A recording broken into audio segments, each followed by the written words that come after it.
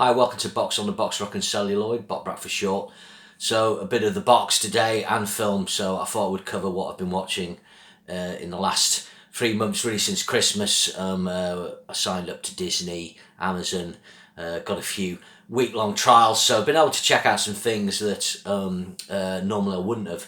So starting with TV, the only thing I've seen on regular TV, on the BBC, and you'll catch it on the iPlayer, is the 4-part documentary about Bill Cosby. We need to talk about Cosby. Strongly recommend you check this out. It's really interesting. I found out lots of things about Bill Cosby I didn't know, about his impact on culture, what a trailblazer he was, but also, you know, how he got away with things for so long, and how there were signs of what he was getting up to, and how he was putting jokes about it into his act. And then it's that complex thing where Bill Cosby's done a lot of good, and then he's just got abhorrent things he's done, rapist, you know. So that's interesting. Well worth checking out. So like signing up on the Amazon show I checked out, which at first I couldn't get away with it. I watched the first 3 episodes and I'm like, I think it's a bit daft, but there was nothing else to watch, so I carried on. I did enjoy it if you take it the right way, and it's Hunters. So I think there's 10 or 11 episodes in series 1 and 8 in series 2. It's got Al Pacino in it. He's in great form, actually. He plays Maya Offerman, a Jewish guy, Holocaust survivor of the camps, who puts together a team to track down Nazis who are in hiding in America and beyond. In America, in the first series, it's a bit daft at first. You know, the tone of it was strange. He couldn't decide what he wanted to be. But he kind of settled down to a more serious tone, and that's what I thought was better. But in actual fact, it's kind of a fantasy, really. You know, to say more would give too much away. But you know, you'll probably enjoy it, if for nothing else, to watch Pacino on the small screen. And then that's Amazon. And then the other thing I checked out on Amazon, I haven't actually. No, we have Jack Ryan. So this was a series I wanted to check out for a long time. I'm just nearing the end of series 2. Series 1 was excellent. It was like a cross between the best of Homeland and 24. Really good, great action sequences, great work from Wendell Pierce and John Krasinski. Really good chemistry there, and good support from Abby Cornish. And the guy playing the main terrorist villain was excellent. Unfortunately, series 2 is not as good. I mean, I'm not enjoying it. They seem to have changed his character a bit. It's you know, it's not as gripping. It's still like a 5-6 out of 10. I'll see how it goes with series 3. It's got quite a cool credit sequence. It seems to me that the producers have tried to decide to change things. Either the first series hasn't connected how they wanted, so they feel they need to make changes with the characters. But I enjoyed the first series. So those are the 2 things on Amazon. Another thing is we were able to get, and The Boys as well. I watched series 4 of The Boys, sorry. Or is it series 3 we're up to? Anyway, the latest series of The Boys. If you like The Boys, you'll enjoy this. Maybe not as sharp as the first 2, because it's going different places, but still like a really guilty, subversive pleasure. So when we got the Amazon, obviously you can get links into other streamers. So we went on Paramount for a week. I didn't watch anything. The only thing we watched was episode 1 of Tulsa King with Sylvester Stallone, and then because there's so much other stuff, I forgot to carry it on, and then the week-long trial. But from what I watched of the first episode, I think Tulsa King's a lot of fun. It's quite good fun to see Sly on the big screen. He's quite funny. Sort of basically plays a mobster who gets out of prison after 20 years for taking a rap for something and remaining loyal, and he gets sent to Oklahoma to run the Tulsa area. Quite funny. Okay, so that's kind of what I've covered, like Amazon, Paramount, I think. Moving to Disney, I've watched Under the Banner of Heaven. So this is a mini-series, limited series of Andrew Garfield. It's based on an investigative journalist book by John Krakauer, who did the excellent Everest book, really good guy. And it's about murders in Mormon, I think it's Salt Lake City or another area around there, in Utah. And it explores Mormon fundamentalism, and you know, the idea that the fundamentalism could find its way into the Mormon community. It's not great, but it's good. It's probably too long. It's 7 episodes long, and they could have done a 4 or 5 parter. But Garfield's excellent. The guy playing his sidekick, a Native American, a guy is really good. Good work by Sam Worthington, other members of the cast. So, you know, if you're looking for something to watch and you've not got something, that is worth watching. And in actual fact, just spinning onto Now TV Sky Atlantic, I watched series 3 of True Detective. So I bought actually True Detective, the original one, on DVD. It was like long ago, it was before we had Now TV. I couldn't really get away with it. I never bothered with series 2, but someone recommended series 3 and I thoroughly enjoyed it. It just kind of reminded me of Under the Banner of Heaven, you know, those flashbacks and stuff. Excellent work by Mahershala Ali. I think he's one of the best actors out there. And Stephen Dorff as well, who's, maybe come to him later. It's good. Definitely worth watching. Really good exploration of relationships between the two cops. Okay, so I've kind of jumped over, but sort of back over to Disney. We watched another limited series, which is Candy, which is a 5-part series with Jessica Biel. And, God, I've forgotten her name. She's in Yellow Jackets, New Zealand actress. But this was good. It wasn't great, but it was good. It was a kind of a little bit of a truth is stranger than fiction story. It benefited from just being 5 episodes. It was quite quirky. Had really bad 80s fashions in it, very early 80s. Bad hair, bad glasses. So yeah, that's worth checking out. Also on Disney, they've got the 2 new series of American Horror, but I've been watching American Horror Stories, which is alright. It's basically individual American horror stories, often using the murder house and using the cast members that are always used throughout the American Horror series. One of the things I like about it has individual credit sequences that are geared to the specific story, which I think is a really nice touch, you know, to sort of go to that extra expense to make that unique. So it's something to put on, you know, if you're kind of stuck for something to watch, you just want to watch something for kind of 40 minutes, 45 minutes.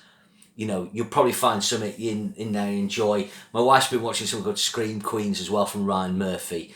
What little bits I've seen of it actually looks really good fun. It's got, oh God, she gets killed and everything. Emma Roberts.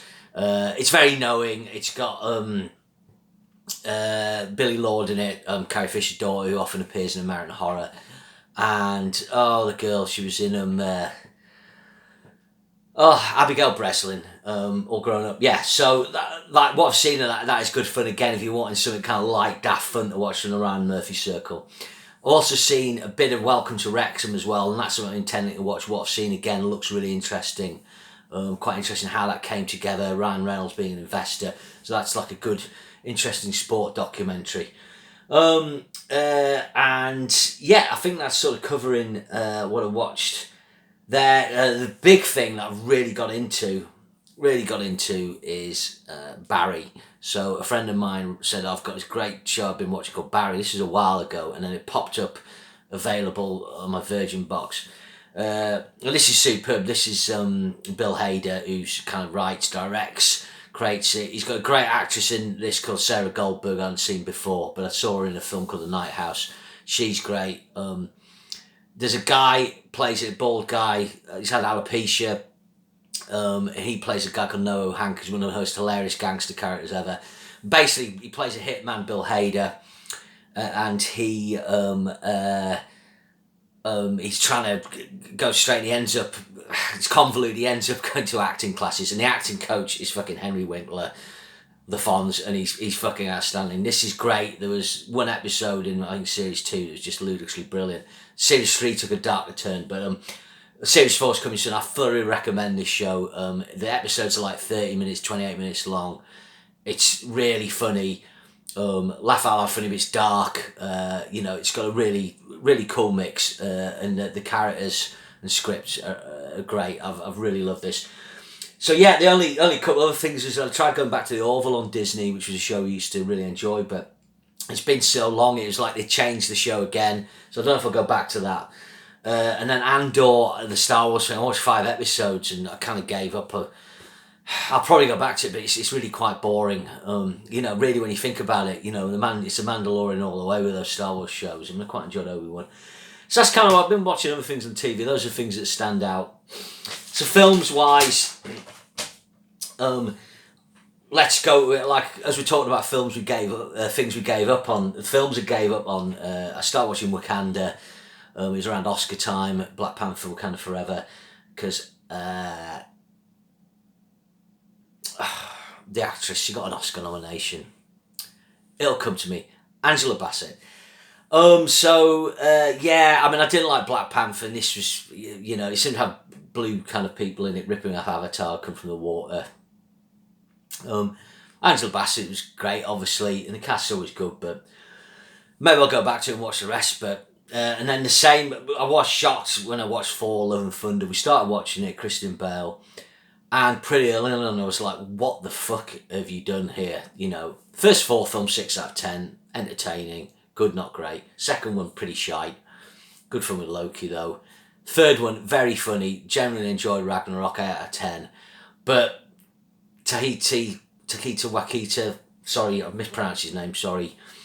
He's just jumped the shark with this, as they say. Chris Hemsworth, yeah, it's not good. I've got about 45 minutes in. I was just like, look, we'll have to watch this other time. The other one was Jungle Cruise, and put that on, and it was just like pretty ludicrous, And it's a $200 million film, that kind of went mainly to streaming. So that was, I gave up on those, so I can always go back. Okay, so what I've been watching recently, a couple of great cartoons, and one based on a cartoon, the new Minions, Minions Rise of Gru. I love the Minions. I like the Despicable Me films. I like the first Minions. But I think this is the best one because it's 83 minutes long. It's just got daft gag after gag after gaff. You've got the Minions doing what they do, if you like them, and they're a cross between the Three Stooges, Stan Ollie, a bit of Jacques Tati for me. Really good voice cast, really good Michelle Yeoh bit in it, and Alan Arkin. Quite a simple plot. We just laughed all the way through. If you've seen the trailer, you've basically got loads of fun stuff like that. I know some people don't like the Minions. I've got to admit, I find it churlish when reviewers go, "Oh well, the Minions is starting to wear thin." I mean, I love it. It just gets the inner child in me. The other pleasant surprise was Turning Red. This is a coming of age Pixar cartoon where a young girl turns into a red panda, and it's basically a metaphor for basically going into teenagehood, menstruation, and a young girl transitioning to teenager and into a woman. It's very funny. Great characters in it. Her friends are really cool, really well observed. Really good relationship with the mother. Again, we just laughed a lot, but it was touching as well, and the animation's great. And then the live action film Cruella, I thoroughly enjoyed it. Watched that with my wife. When it came out, I was like, oh, do we need this? It's kind of strange how they reinvent her character, but Emma Stone's really good. The cast's really good. Emma Thompson's excellent. The production design's really good. But what's great is the costume design. It's set in the punk era. So there's a lot of kind of Vivienne Westwood inspired outfits that really are good. There's an amazing dress made out of trash in it. And the direction's a lot of fun. It's the guy who did the one with Margot Robbie about skating. He's really good. Craig Gillespie anyway. Sorry I can't remember things all the time. But we did enjoy Cruella. A couple of good horror, 3 good horror films. One was Barbarian, watched that, and Disney, really good. That did well at the box office. Check it out. Quite weird. It's got a weird sort of structure that, and kind of goes ways you don't think. And then X, what an excellent film this is. I'm really looking forward to seeing Pearl, the prequel. X, this is again really a unique sort of horror. It's kind of doing the typical kind of slasher thing, but just the way it's shot, it's got a really nice 70s kind of porn look, for want of a better expression. The acting's really good. Good work from the guy out of Virgin River, Mia Goth, excellent. This is good. This really, I forget, is it Ty Sheridan, the guy's called, the director? Not sure. But there's a prequel to it, but this is well worth checking out. This is like, it's kind of in, do people call it the evolved horror genre, like It Follows and stuff like that? It's got standard tropes, but it's got something different about it. Then there's Prey. I might have mentioned this before. This is the new Predator film, set Native American times. Would have preferred it just with subtitles in the Native American language, but manages to be the best Predator film for a while. film I finally got around to watching this, couldn't get into, is Licorice Pizza. If you like Paul Thomas Anderson, you might love it. I do like some of his stuff, but couldn't get away with it. And a real dog of a film to watch is I like Lamborghini cars, classic Lamborghinis, the 60s and 70s, not really beyond that. But there's a Lamborghini biopic on them. You'll see it on Verge Sky Movies on Now TV, but via Now TV. But it's pretty pants if you know anything about Lamborghini cars. But there's a couple of gems. There's a lovely Miura and 350 GT. Another film I watched is Chris Pine double bill. Two of his films went straight to Amazon. All the Old Knives and The Contractor. Contractor's a straight ahead sort of action, former Navy SEAL type thing, and he gets, he goes a bit Jason Bourne. It was okay. 5 out of 10. I actually quite enjoyed All the Old Knives. It's a kind of spy thriller in a John le Carré mode of flashbacks with Thandaway Newton, and Chris Pine. It was decent. Probably give it a 7. Then there was another one. Disney finally came around and said it was Empire of Light. This was Sam Mendes' sort of ode to cinema. This got slagged a bit by some people, but we really enjoyed it. I didn't expect to like it because of reviews. Beautiful cinematography. I enjoyed the performances by Olivia Colman and a young actor. He's a lad. He's been in Top Boy. Excellent. Michael something. He's excellent in it. Colin Firth's good. So don't believe the reviews. Empire of Light. It's worth seeing. 8 out of 10. Also, Emily the Criminal. Aubrey Plaza. Sort of came across her work with White Lotus, a recent series. So this is good. She plays a young woman who's in a lot of debt. She's got a criminal record, nothing heavy, but it kind of impedes her from getting jobs, and then she becomes a dummy shopper. So this involves credit card fraud. It's pretty good. Good edgy sort of indie film. That's another fairly newish film. So it was All My Friends Hate Me. This was like a comedy, sort of dark comedy horror. Guys involved in the horrible histories. Quite enjoyed this. It was pretty good. Worth seeing. 6, 7 out of 10. So that sort of covers there. And then we signed up to. I signed up to BFI and Mubi. So I watched quite a few films I've not seen before, or I hadn't caught for years. But one was Out of the Blue, which is Dennis Hopper's directorial film from 1980, and it's got Linda Manz in it, who was in the Days of Heaven, the Malick film. This was interesting. Dennis Hopper's quite an interesting story. Like, the original director got sacked, and Dennis Hopper rewrote the script in a weekend and geared it around Linda Mann's real character. So it was interesting, just a unique film. It's got quite a lot of it's cult following.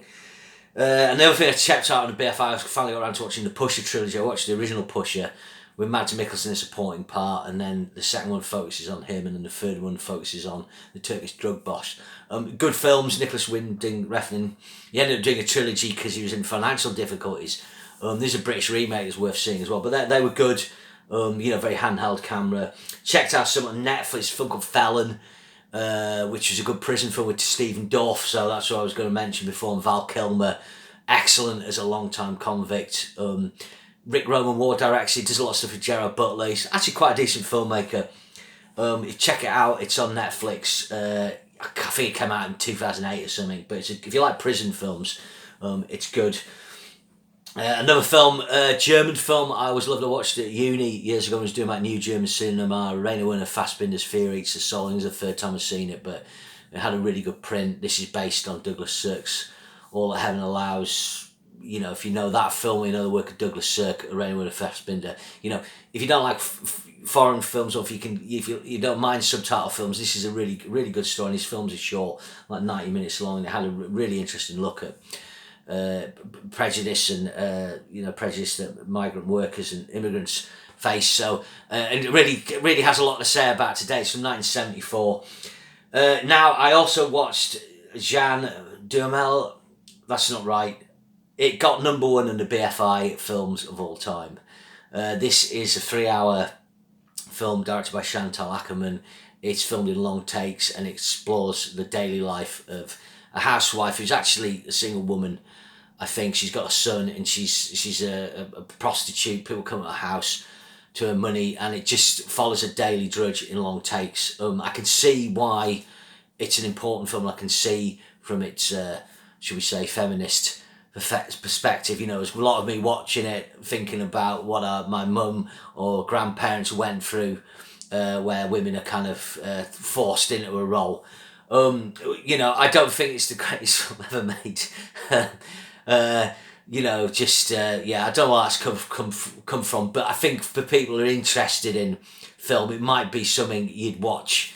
Maybe not in one sitting. I didn't, but it is interesting to see it. The sort of the long takes and the subject matter it covers and how it covers it. So that's it. Yeah, that's just, I've watched lots of other things, but those are the sort of things that stood out. So see you again soon, and I'll probably come back with this in a few months' time. Cheers, thanks so much.